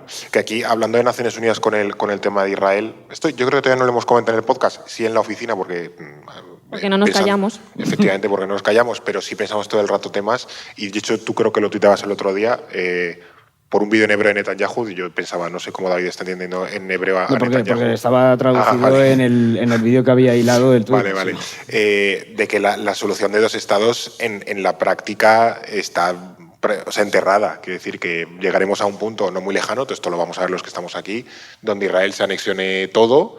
La solución de 2 estados desaparezca y tengamos que lidiar con un Israel que ya como que ha completado todo su proyecto de expansión y de anexión de todos los territorios que reivindica. Y a ver ahí qué hace Naciones Unidas, qué hace la comunidad internacional, ahora que un montón de países, porque esto ya está pasando, ¿no? El reconocimiento de Palestina por Reino Unido, Canadá y un montón de países, es como, bueno, sí, le estás reconociendo cuando está a 5 minutos de morirse, que es un poco, yo voy a quedar bien, y luego ya la historia, pues Dios dirá, ¿no? Básicamente. Sí, de hecho es lo que se comentaba, que la solución de 2 estados está prácticamente muerta, lleva bastante tiempo moribunda, en cuanto menos, Sí. y lo que está haciendo simplemente ahora mismo el gobierno israelí es enterrarla por completo, Claro. con esos planes de construcción de nuevos asentamientos ilegales en Cisjordania, con la anexión de facto de Cisjordania y también con el genocidio y la Claro, pero ocupación de que la aquí Gaza. formalmente todavía se sigue reivindicando la solución de los estados. Sí, como, sí, a ver, como si fuera una alternativa viable y exactamente, realista. Como si fuese ya dejado, no, déjate que esto está De muerto hecho, ya. en ese sentido, hay analistas que hablan o hacen la reflexión de que el sionismo es una de las ideologías más exitosas de la historia, a nivel de haber conseguido el proyecto y, sobre todo, ampliarlo violando derecho internacional con total impunidad. En ese sentido, pues también hacer esa historia de esa ideología es interesante. Pues mira, otro episodio del sionismo. Nada, ya estamos incurriendo en te, deudas. te tomo la palabra, básicamente, ahí queda. Además me leí un libro hace poco, o sea que... No, Ala. ¿no te bastó con el doble episodio del conflicto palestino-israelí que hicimos? Bueno, es que es como un, iba a decir, side project, es una cosa paralela, pero el sionismo en sí mismo desde tiene luego. cosas muy chulas. También tenemos un episodio de Netanyahu y demás de su pensamiento político, Sí. creo que ahí podemos sacar bastantes cosas. Pero bueno, hablábamos también del marco y de esta situación que apela a Oriente Próximo. Un organismo clave aquí que en los últimos meses ha ganado bastante peso es la Corte Internacional de Justicia, el Tribunal de la ONU, no el de La Haya, que al final es eso que decíamos, que media entre disputas entre estados. Aquí Sudáfrica ha dicho, oye, Israel, estás cometiendo un genocidio, así que te voy a empapelar. No sé si creéis que esta CIJ, esta Corte Internacional de Justicia, se sigue percibiendo como un organismo útil, valioso, quizá algo funcional todavía. A ver, sí que se percibe como útil en la medida en la que los estados siguen recurriendo a él para resolver disputas o denunciar violaciones de derecho internacional que cometen otros países, ¿no? En la actualidad hay más de 20 casos abiertos por distintos motivos, incluyendo este caso de Sudáfrica. El problema es que los tiempos de la CIJ son muy lentos y la implementación depende, una vez más, de los estados, ¿no? La implementación de las medidas o de las resoluciones que ella tome. Es decir, una disputa territorial por la delimitación de una frontera, por ejemplo, es más probable que el Estado que pierda la causa la termine aceptando. Aunque no lo haga de jure, seguramente lo terminará haciendo de facto, ¿no? Pero en casos como el genocidio de Israel en Gaza, la sentencia de la CIJ simplemente será la confirmación jurídica a unos crímenes que ya son evidentes, y los estados no tienen por qué esperar a una sentencia en firme para tomar sus propias medidas para prevenir y parar el genocidio. De hecho, tienen la obligación de hacerlo según el derecho internacional. Que de hecho esto creo que no se ha comentado mucho, pero en el momento en el que Pedro Sánchez reconoce que hay un genocidio, es decir, cuando tú como presidente del gobierno dices, oye, hay un genocidio en Gaza, tú como país, como Estado, tienes la obligación de detenerlo, porque el tratado internacional que lo regula es el sanción y prevención del genocidio. O sea, un genocidio es como, bueno, voy a ver cómo ocurre y cuando ya hayan exterminado a todos, ya si eso hago algo, es como, no, tú como Estado, sí, es uno de los mayores crímenes, sino el que más, el mayor crimen que se puede cometer en la humanidad, tú tienes como Estado la obligación de prevenirlo y de hacer todo lo posible para detenerlo. Entonces, España, al reconocerlo, debería hacer cosas, es decir, con iniciativa propia para detenerlo. Pero claro, también está la crítica de entonces que el país que no lo ha reconocido le dejas un poco, bueno, tú no hagas nada y le echas la carga al que sí lo reconoce. Pues bueno, ahí está un poco el debate. Pero hasta eso hemos llegado, de bajo, por así decirlo. Eso es. Ojo que esto no pasa solo en este tribunal, pasa en todo el derecho internacional, y en eso podemos señalar un éxito de Naciones Unidas como organización, marco de muchos tratados internacionales muy importantes, ¿no? También acoge ese tipo de acuerdos. Dos ejemplos que lo ilustran de formas diferentes. Uno es uno que nos gusta mucho aquí en el orden mundial, que es la CONVEMAR, la Convención sobre el Derecho del Mar. Somos unos frikis. El tratado de que suena varitas de merluza, ¿no? Que decíamos, sí, algo así. Eso es. Y es ¿por qué? Pues porque es una convención bastante aceptada y extendida, a pesar de que potencias como Estados Unidos no son firmantes. O sea, Estados Unidos dice, esto no va conmigo, pero al mismo tiempo respeta este derecho que ha generado esta convención. Eso es un éxito que otros tratados no lo tienen tan tanto. Luego, por ejemplo, están los tratados de no proliferación armamentística y nuclear, que hay muchos, de hecho muchos se firmaron durante la Guerra Fría, pero no se respetaron. Y, por ejemplo, Rusia rompió el último acuerdo START en 2023. Y aquí vemos el ejemplo contrario, ¿no? Acuerdos internacionales bien amparados por ese sistema que bueno, pues los ignoramos totalmente. Entonces, una clave del funcionamiento del derecho internacional y, por lo tanto, también de Naciones Unidas es que resulte útil, atractivo o justo para un gran número de estados, porque así nos aseguramos que se respete más. En el momento en el que eso falla un poco, pues es más débil. Sí, aquí está también el tema de Irán. Los tratados de no proliferación, no sé si está en el marco de Naciones Unidas también o algo así. Creo que hay algunos que no necesariamente, pero otros sí. Pues otros sí ya que depende están. un poco de él. O sea, sí que hay un esfuerzo activo por parte de Naciones Unidas para la no proliferación, pero aquí hay una maraña Sí, de que acuerdos luego, claro, que dependen. son como muchas capas de tratados. Aquí, claro, nos hemos fijado mucho en darle caña a los organismos centrales de Naciones Unidas y su objetivo principal, que al final es mantener la paz en el mundo, que de hecho es lo más importante para que luego pueda haber pues, prosperidad, bienestar, desarrollo y demás. Pero, como hemos dicho antes, ese no es el único objetivo de la ONU. Hay otros muchos.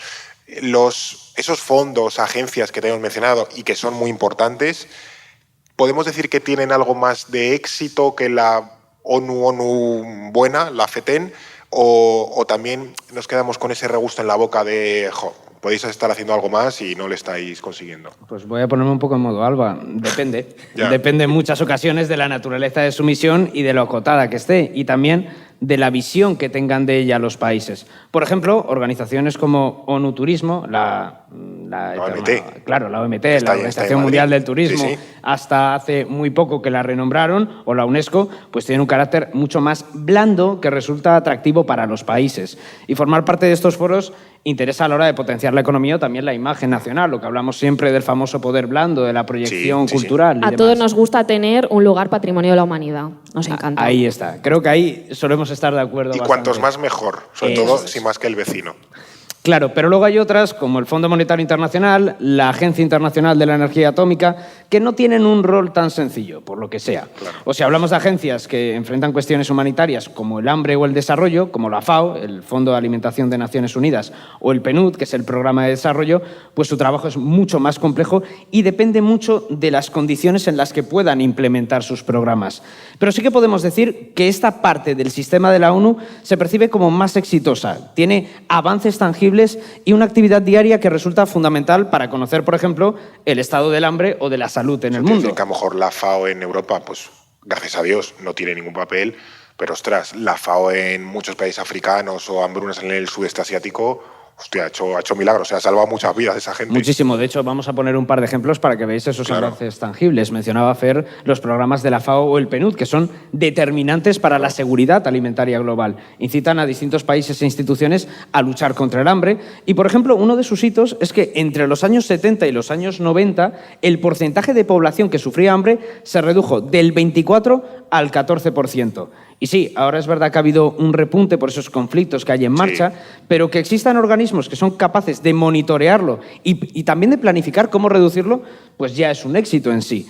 Por su parte, la OMS, la Organización Mundial de la Salud, es el gran foro global referente en este ámbito. Y aquí cabe preguntarse si habríamos podido combatir epidemias o pandemias como la del COVID-19 sin el monitoreo y sin el informe de la OMS. Probablemente no de la misma manera. Y eso ya es relevante. Y también a ella le debemos en buena medida la erradicación universal de la polio o el sarampión, los programas de vacunación global, los marcos de regulación sanitaria o la lucha contra el VIH. Claro, sí, que son un montón de elementos que, de nuevo, son importantes para millones de personas a lo largo del mundo. Claro, y al final muchas veces el éxito de estas organizaciones es ese monitoreo, ¿no? El conseguir recabar la información de una cuestión internacional más o menos localizada y tener datos accesibles con los que poder tomar decisiones y coordinarnos con otros países. Eso en sí mismo yo creo que es uno de los grandes éxitos de Naciones Unidas. El problema, entre comillas, es que al ser un sistema tan complejo, muchas veces no se percibe a estas agencias como una parte del mismo, sino como organismos independientes que funcionan bien mientras el resto del sistema se desmorona, ¿no?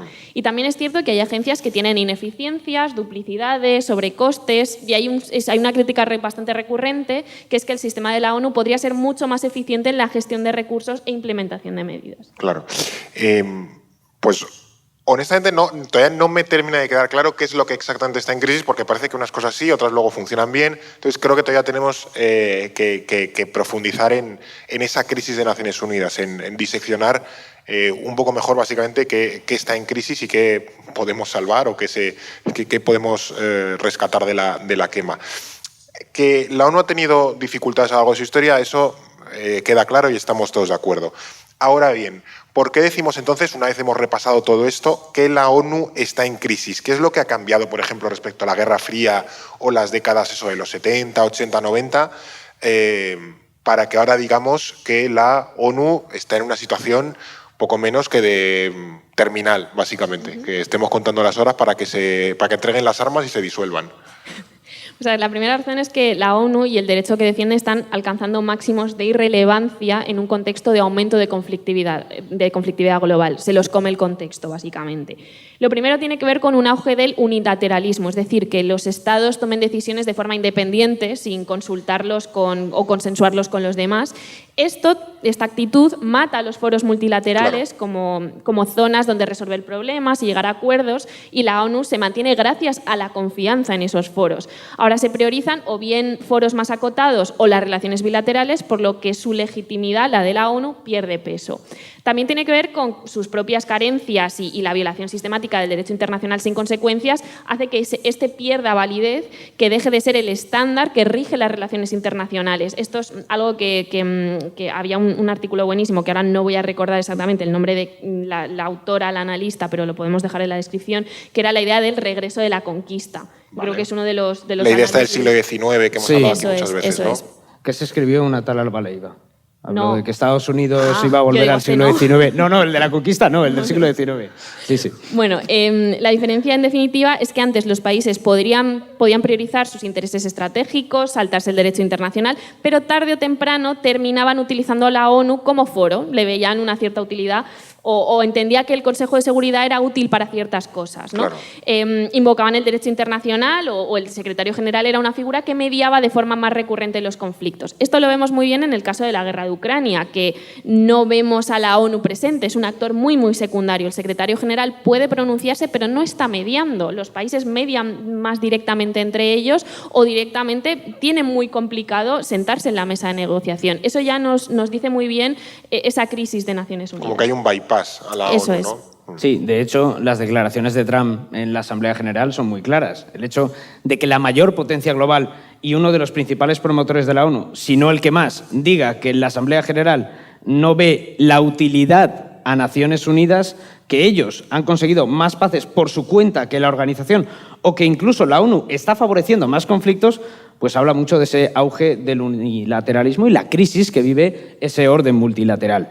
En el momento en el que los países juegan en otros escenarios y atienden a otras normas, pues tus normas no sirven para mucho. Y además aumenta también las posibilidades de un conflicto a gran escala entre potencias, porque cuanto menos respetas las normas que previenen la guerra, pues más te vas acercando a ella. Claro. Es verdad que, bueno, Trump es influyente, pero parece que a él lo que no dé dinero no le interesa. Entonces también hay que ponerlo un poco en la balanza de que lo que no sea totalmente rentable es como, bueno, esto no vale para absolutamente nada, la pasa un montón de veces. Pero en cualquier caso, efectivamente, la opinión de Estados Unidos, la visión de Estados Unidos para con ese organismo que amamantó de su pecho, ha sido una metáfora horrible, pero bueno, tiene mucha relevancia. Pero, vale, sabiendo que está en crisis, vamos a intentar apuntar a ese momento exacto en el que a Ralph se le rompe el corazón. ¿Cuándo comienza? ¿Cuándo podemos decir que esta fase de crisis de Naciones Unidas es un punto de inflexión en el que aquí la ONU ya no remonta? Porque hemos dicho, de nuevo, en el año 70, la crisis de Naciones Unidas tal, esto en el marco de la guerra de Vietnam. Y aún así, los 80 y los 90, podemos decir que no es que fuesen malos para la ONU. ¿En qué momento aquí ya vamos cuesta abajo y sin frenos? Pues a ver, no hay exactamente un solo momento que lo cambia todo, sino una sucesión de puntos de inflexión que se van acumulando, ¿no? Yo he localizado unos cuantos. El primero es el fin de la deslocalización, de la descolonización y el auge de nuevas potencias. Es decir, la ONU deja de ser percibida como ese lugar al que acceder para poder reafirmar una estatalidad completa y empieza a verse como una estructura que constriñe el crecimiento geopolítico de las potencias medias. Es decir, ya no soy un país que acabo de nacer y mi principal objetivo es entrar en en Naciones Unidas, sino que ya estoy en Naciones Unidas, pero aquí no tengo poder y yo quiero poder, ¿no? Es cierto que son precisamente estas, pues países como Brasil, India, quienes más abogan por una reforma de las instituciones para actualizar a la organización a este contexto geopolítico actual. Entonces, la organización entra en una crisis progresiva porque no es operativa para las lógicas de esas últimas décadas del siglo XX y del siglo XXI. Otro punto de inflexión es el fin de la Guerra Fría y los fracasos de los 90, porque lo que parece una oportunidad para entender la seguridad de una forma más amplia termina siendo una serie de fracasos en Somalia, en Ruanda, porque la comunidad internacional es incapaz de proteger a la población civil de hambrunas y de un genocidio brutal y anunciado. Pero incluso cuando se desarrolla el concepto de la responsabilidad de proteger y se interviene, lo cual hasta cierto punto renueva el propósito de Naciones Unidas y de Estados Unidos como esa potencia unipolar comprometida, el famoso policía global, esto acaba fracasando. Entonces llegamos a casos como Srebrenica y el desastre de los Balcanes. Aquí como que Estados Unidos intenta suplantar un poco las funciones que debería tener la ONU y Estados Unidos hace unos destrozos morrocotudos. Sí, pero ahí hay como una oportunidad que se abre en los 90, un cierto optimismo que enseguida se corrompe, pero es un momento internacional muy interesante. La culpa es de Fukuyama otra vez. La culpa es de Fukuyama, del fin de la historia. Estos fallos corrompen la legitimidad del sistema en su conjunto y de la ONU en particular, lo que favorece que, por ejemplo, cuando comienza la guerra contra el terror, ya en los años 2000, Estados Unidos termina abocando a la irrelevancia a la ONU con la invasión ilegal de Irak en 2003. O sea, yo invado Irak, aunque no me autorice el Consejo de Seguridad para hacerlo, porque para eso soy la gran potencia global, ¿no? Y aquí cuando llegamos a la invasión rusa de Ucrania en 2022, la de Azerbaiyán al Alto Karabaj o el genocidio en Gaza desde 2023, pues todos estos evidencian el máximo estadio de esta crisis que es la que vivimos ahora mismo. Claro. Fíjate, yo a todo esto añadiría la llegada a la Casa Blanca de Donald Trump, porque ahí es cuando Estados Unidos empieza a iniciar ese giro unilateral y aislacionista, al menos en lo que respecta a Naciones Unidas y a las instituciones multilaterales de Estados Unidos. Y aquí vamos al segundo punto clave de esta crisis, que es la falta de financiación. No hablamos solo de un bloqueo de organismos como la Asamblea General o del Consejo de Seguridad, que eran bastante predecibles, sino que fondos o programas que combaten el hambre, enfermedades y que sostienen la ayuda humanitaria se están quedando sin dinero. El gobierno de Trump, sin ir más lejos, ha recortado 5.000 millones de dólares de ayuda internacional y ha desmantelado USAID, que es la agencia estadounidense para el desarrollo y la ayuda humanitaria. Y ojo, que no es solo Estados Unidos. 41 países deben unos 760 millones de dólares en aportaciones pendientes a Naciones Unidas. Que está la ONU mandándoles el corredor del frac a casa, a tocarle la puerta. Sí, y desde luego a uno de los países a quienes más se lo manda es a China, porque es el segundo país que más debe, solo superado por Corea del Norte, pero bueno, eso tampoco cuenta mucho. No tiene Corea del mucho Norte ruido. particular. Tampoco Kim Jong-un no coge las llamadas, no abre la puerta, o sea que le da exactamente igual. Dice mucho que dos de las grandes potencias, o las dos principales potencias ahora mismo, se estén desligando a nivel financiero de Naciones Unidas. Y claro, esto ya ha llevado a la ONU a anunciar recortes. De hecho, Antonio Guterres ha anunciado un plan para eliminar costes que va desde la eliminación de agencias y departamentos al despido de trabajadores y al recorte de programas. Incluso barajan trasladar sedes de organismos a ciudades más baratas. Pasar, por ejemplo, de Ginebra a Nairobi. Bueno, La gentrificación ha llegado a Naciones Unidas. básicamente, están buscando irse a las afueras, a un sitio más barato. Pero esto me estoy acordando que en el primer mandato de Trump, cuando empezó todo el lío con China, Trump le afeó bastante, y creo que aquí tenía razón, de que China todavía pagaba o contribuía a Naciones Unidas como si estuviese en los 70. Es decir, la cuota de la comunidad de vecinos, la de China era la de los años 70. Y decía, oye, tío, que tú has crecido, que eres la segunda potencia económica mundial y me sigues pagando como si fuese en Mozambique. O sea, vamos a actualizar tu cuota para que, bueno, pues para que pagues conforme al peso económico que tienes. Y China dijo, no sé de qué me habla usted. Es como la consideración de China como país todavía en vías de desarrollo en la Organización Mundial del Comercio, que se sigue beneficiando, y es como, bueno, claro, vamos a ver. Bueno, o sea, bien que te das beneficio durante un rato, pero también esto creo que ha salido en muchos episodios, ¿no? De que China no termina de asumir la responsabilidad que le toca en muchos de los aspectos en términos internacionales. Oye, tío, si eres la segunda potencia mundial, paga como la segunda potencia mundial, no como si fueses el país número 100. Que, bueno, pues ya habrá otros países que tengan esas dificultades. Y Estados Unidos, Trump, sobre todo, juega esa carta de, bueno, pues si China no paga lo que debe, pues yo tampoco, ¿sabes? Si aquí vale no pagar, pues no le cojo las llamadas a Guterres y se acabó, y que me vaya creciendo la deuda. Pero bueno, esto esta especie de adaptación, o recortes de Naciones Unidas, es interesante porque al final se nos queda una ONU como cada vez más periférica, que no lo veo necesariamente malo, o sí, no lo sé, porque sus instituciones, su rango de acción y las sedes pasan a estar, mejor dicho, en el sur global, donde sí tiene capacidad de acción, donde todavía su agenda tiene una importancia, pero ese centro global, que si Nueva York, Ginebra, no sé si tiene alguna cosa en Roma, París, tal, que es todo como muy fancy. París está la UNESCO. Claro, todo muy, muy fancy, tal y cual, pues oye, me lo voy a llevar donde sí me quieran, básicamente. Que si aquí no me quieren, me lo llevo donde sí me hagan caso. Entonces, aquí, aunque esta adaptación puede ser algo cosmética, quizás tiene una parte funcional, creo que deberíamos abordar ya la pregunta del millón, que es si es posible reformar Naciones Unidas. La respuesta corta es que no, ¿vale? Mientras los 5 permanentes sigan anclados en preservar sus privilegios. Pero ojo, aquí hay una reflexión interesante de Antonio Guterres, que él dice que si quieren preservar su poder geopolítico, lo cierto es que les conviene reformarla, ser ellos quienes tomen la iniciativa para poder asegurarse un buen puesto en un orden internacional diferente, seguir marcando el ritmo del derecho y del orden internacional, no que se lo marquen a ellos, ¿no? No es un mal apunte porque les interesa conservar aquello que precisamente les otorga poder e influencia, y eso es una reflexión que Donald Trump no hace, que él cree que va a volver a un orden realista marcado por el unilateralismo, es volver a hacer Estados Unidos grande de nuevo. Él lo dice, ahora Estados Unidos está viviendo su gran época dorada de nuevo, ¿no? Y lo cierto es que le aboca a todo lo contrario. De todas formas, a esta falta de voluntad le falla también el momento, ¿no? El contexto actual. Porque existe una gran división entre las grandes potencias, principalmente Rusia, China y Estados Unidos. Para hablar de reforma, pues tendríamos que llegar a una pseudo-resolución de, como mínimo, la guerra de Ucrania. Y no es algo que se vea en el horizonte cercano, la verdad. Y aquí Francia y Reino Unido forman parte de esa esfera europea que tiene influencia, pero que se ve aplastada por las demás. Claro. Sí. También nos podemos preguntar qué clase de reforma necesita la ONU, porque nos bloqueamos y nos paramos mucho en si se puede o no reformar Naciones Unidas, y como nos asentamos normalmente en el no, pues nos cuesta ir un poquito más allá de qué reforma necesita la ONU. Claro, que a lo mejor sí, pero tenemos que imaginarla. Claro, creo que va muy de la mano con esa incapacidad actual, por lo menos aquí en Occidente, de imaginar esos mundos posibles, que es algo que hemos hablado también en otras ocasiones, en otros episodios. De darse esta reforma, ¿queremos mantener el derecho de veto y simplemente ampliarlo a más países? ¿Bastaría con eso?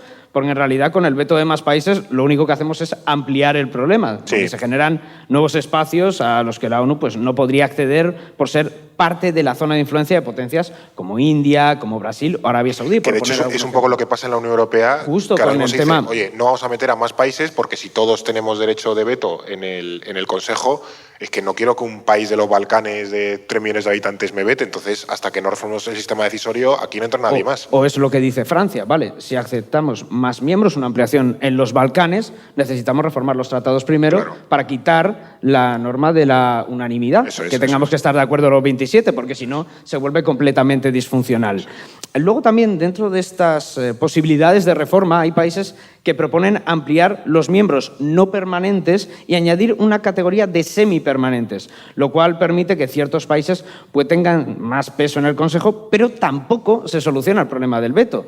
Otra opción también sería la de establecer un sistema de mayorías que aboliera el veto, que es lo que venimos hablando también con la reforma de los tratados de la UE. El problema es que eso pues, quita cierto atractivo geopolítico a la reforma. ¿Y cómo ponderas? ¿Por economía, por población, por armas nucleares? A ver qué... Ahí está. Y también, además, ahora que mencionas las armas nucleares, solo los 5 permanentes, según los tratados de no proliferación, tienen derecho a tener armas nucleares. Si, por ejemplo, imaginemos que Brasil entra en el Consejo de Seguridad, ¿Brasil tendría derecho a tener armas nucleares? Eso va en contra de la no proliferación. Es que aquí también hay otros dilemas. Es que son muchos melones que se pueden abrir ahí. Y de hecho, hablando de tema nuclear, también nos falta un episodio de las armas nucleares. Aquí siempre ha habido como un debate en las relaciones internacionales creo que no está resuelto y creo que está bien así que no esté resuelto, de si realmente tener armas nucleares ha llevado a tener más paz en el mundo o menos. Bueno, ahí está el tema de la paz, la paz tramposa y la paz más estable, aparentemente más estable, que es la de la paz nuclear, ¿no? Claro. Que inaugura precisamente la Segunda Guerra Mundial. Por eso también hablamos de hasta qué punto la Segunda Guerra Mundial es un punto de inflexión en la historia global, un cambio de orden, porque también se introduce ese elemento. Claro. Sí, que al final cambiar el sistema de Naciones Unidas por uno que en teoría suena mejor te pueden llevar a incentivos perversos que tú no habías previsto, ya que los actores se comporten de forma diferente y eso te lleva a problemas nuevos que a lo mejor tú no habías imaginado. Claro, por eso una última alternativa, dado que la opción del veto y de ampliar el Consejo de Seguridad se muestra como algo complejo que abre diferentes aristas, se aboga por dotar de más poder a la Asamblea General, también, para que de forma paulatina pues, vaya ganando terreno frente al Consejo de Seguridad y pueda socavar un poco la influencia y el poder que tienen ahora mismo los 5 miembros permanentes del Consejo. Sí, pero que al final como que la reflexión que queda después de cada propuesta nueva es como, sí, tiene algo de sentido, pero a esto le veo un problema evidente que no me terminas de resolver. Entonces, también está el tema de que ningún sistema es perfecto. Claro, entonces es encontrar el mejor de los imperfectos, claro, pero es complicado. O uno que te requiera ya un contexto, lo que tú decías, mira, pues acabar a palos y decir, mira, pues nos hace falta un sistema de Naciones Unidas, aunque sea otro imperfecto, para no volver a caer en esto. Otra, alternativa, teoría que también ha circulado por ahí es si a lo mejor en algún momento dado China y otras potencias crean o utilizan otra ONU propia o una ONU paralela para generar un orden geopolítico que vaya un poco, pues de forma paralela o incluso de forma opuesta al que promocionaba, porque ya ni siquiera promociona Estados Unidos. Claro, esto es algo que se ha especulado mucho y es verdad que China ha auspiciado acuerdos con otros países que funcionan como organismos paralelos a los de sus rivales geopolíticos, por ejemplo la Organización de Cooperación de Shanghái, sí, pero tampoco les ha ido muy bien. Además, China se siente cómoda en el mundo en el que nos encaminamos. Yo creo que quiere mantener una ONU operativa en la que pueda ganar influencia, pero no va a promover una gran reforma por su cuenta. Antes lo comentábamos, esta idea de China no asumiendo su rol como gran potencia porque se sigue beneficiando de que se la siga viendo como un país en desarrollo, ¿no? Claro. Su forma de ver el mundo es más realista, asegurar zonas de influencia, respetar la independencia y soberanía de los estados. Es decir, China no aboga por una construcción de mundo a la manera en la que hizo Estados Unidos en su momento. Esa idea idealista de valores compartidos, luego puede que no lo respete, pero estaba ahí. China es muy de, yo tengo mi parcelita de poder, tú tienes tu parcelita de poder, mientras no nos ataquemos entre nosotros, todo bien, ¿no? Y eso es un orden que se parece más a su visión. Claro. Que incluso si no hay una reforma institucional activa o se propone una cosa en condiciones, lo cierto es que la ONU ya está cambiando, lo hemos visto, ¿no? Lo hemos contado por los forzado por los problemas que atraviesa. También cabe preguntarse si reformarla sería la única forma de darle una nueva vida o si ya es un proyecto que como que ha pasado ya a un punto definitivo de no retorno y que básicamente está abocada al fracaso. Y ahí también para ir cerrando un poco el episodio, ¿qué futuro le auguráis a Naciones Unidas? ¿Va a terminar muriendo? ¿Se va a quedar ahí en estado medio comatoso hasta que algún conflicto lo termine que es lo que pasó con la Sociedad de Naciones, hasta algún conflicto la termine de rematar? ¿Cómo lo veis? Pues a ver, yo veo una ONU más pequeña, ¿no? Aquí hay múltiples opciones. Podemos desplegar de opciones, como la pizarra. Una opción es una ONU más pequeñita, que siga funcionando como foro global, pero sin ningún poder efectivo, salvo para cosas muy puntuales en las que de repente todos nos pongamos de acuerdo, ¿no? También creo que hay partes del sistema de Naciones Unidas que pueden seguir siendo útiles, ¿no? Puede que haya potencias medias que apuesten por sostenerlas, sustituyendo a Estados Unidos como ese gran benefactor, porque se ven beneficiadas de esos programas, también para acercarlos a sus intereses estratégicos, para ganar influencia en regiones donde tengan más impacto. Yo creo que hay países que todavía siguen viendo a Naciones Unidas como algo útil de lo que se pueden sacar cierto rédito, ¿no? Y yo creo que también hay programas que a los países les interesa que sigan funcionando y que van a sostener, ¿no? Yo creo que a todos nos interesa que no haya una pandemia como la del COVID o peor, ¿no? Entonces, hay temas globales que creo que nos siguen apelando porque en el fondo nos benefician. Sí, totalmente. Comparto el diagnóstico de Alba de que vamos hacia una ONU más empequeñecida, quizás más deslegitimada, Pero no creo en la desaparición de la ONU porque hay una pregunta que cabe hacerse, que es ¿qué mundo tendríamos sin Naciones Unidas? También por todos esos programas, agencias que pueden desaparecer. Y por intentar dar una nota optimista al episodio en el que hemos estado permanentemente hablando de los problemas de la ONU, que son bastantes, creo que esta última Asamblea General sí que ha mostrado ciertos motivos para el optimismo, para la esperanza. Si vemos cómo varios países han reconocido simultáneamente al Estado de Palestina, como Francia y Arabia Saudí han promovido una conferencia para implementar la solución de los dos estados, vemos que en cierto modo el multilateralismo, aunque sea al margen de Estados Unidos o de grandes potencias, sigue siendo importante. Y a mí me recordaba todo esto al ejemplo de la Sudáfrica del apartheid, que es verdad que en la Asamblea General se empezó a hablar, se empezó a denunciar en los años 50, ya sobre todo en los 60, y que al principio parecía que era imposible acabar con la Sudáfrica del apartheid, pero se empezó promoviendo un embargo voluntario de armas, se llevó el debate cada vez más a la Asamblea General, se acabó promoviendo un embargo de armas a Sudáfrica obligatorio hasta que acabó cayendo el régimen del apartheid. Eso es verdad. 40 años, quiere decir que fue una ola lenta. Claro, fue bastante lento. Es probable que esto también sea bastante lento y no sé para entonces cómo estará la Franja de Gaza. Pero sí que es verdad que el hecho de tener un foro internacional donde se llevan los principales asuntos públicos, donde los países pueden presionar a las grandes potencias para que cambien sus posiciones, que es algo que hemos comentado también con la crisis de Suez, pues da cierta esperanza de que todavía el hecho de que existan Naciones Unidas puede ayudar a cambiar algo y puede ayudar por lo menos a que los temas internacionales importantes estén en el foco y presionar a países, en este caso como el Estado de Israel, para que termine el genocidio en Gaza. Yo creo que, por ejemplo, sí que es cierto que quiero comprar tu optimismo, pero sí que creo que todo esto, y creo que vamos a ver pues eso, una ONU cada vez más pequeñita, más irrelevante, en la que se sigue pudiendo hacer presión, pero en donde esa presión cada vez pesa menos, ¿no? Y tal vez nos acercamos más a un mundo más de relaciones de poder y de una bilateralidad o unilateralismo. Y creo que eso nos genera un orden más peligroso. Y a mí me preocupa sobre todo el deterioro del derecho internacional, de que los consensos en torno a que eso es algo a proteger cada vez se debilitan más y cada vez importa menos pues, actuar con impunidad.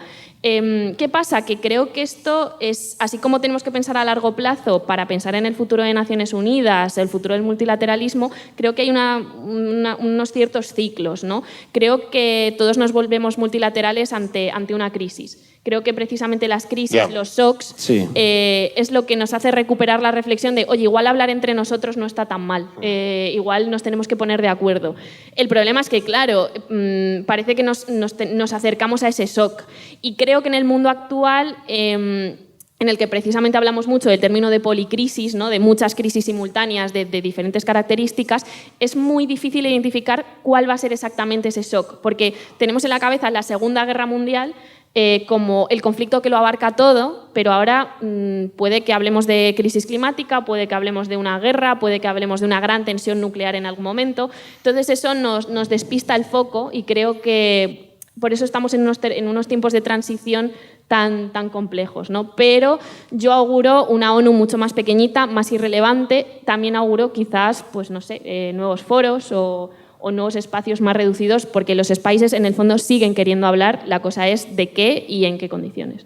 Sí, es un poco como los ríos, que siempre buscan el cauce para acabar llegando donde necesitan. Los estados también se buscan las castañas. Sí, pero quizás eso, foros más regionales. Hablaba antes Arba de la Organización de Cooperación de Shanghái. Quizás esa es un poco la lógica por la que se va a ir moviendo el mundo en los próximos años. Pero bueno, respecto a esto, por eso, intentar cerrar ahí con una nota un poco más positiva. Nadie pensaba hace 10 meses que la Comisión Europea podía proponer un plan para implementar sanciones a Israel. Y ahora tenemos en la Asamblea General a países como Francia o como el Reino Unido o como Canadá o como Australia reconociendo al Estado de Palestina. Yo no digo que eso vaya a cambiar el statu quo, ni mucho menos, pero sí que es cierto que permite que haya un movimiento que seguramente sin la ONU pues, no habría. Sí, es verdad que nos ha pasado en estos años, ¿no? Que como que partimos ya de un pesimismo de base de las instituciones de no van a hacer nada. Y cuando hacen algo es como, bueno, pues mira, parece que, bueno, no es lo que me gustaría que hiciesen, pero al menos lo han intentado hacer algo. También, yo qué sé, con la respuesta de la crisis con el COVID, la Unión Europea y todo eso. Sí. O sea, en 2008 ya sigue impensable.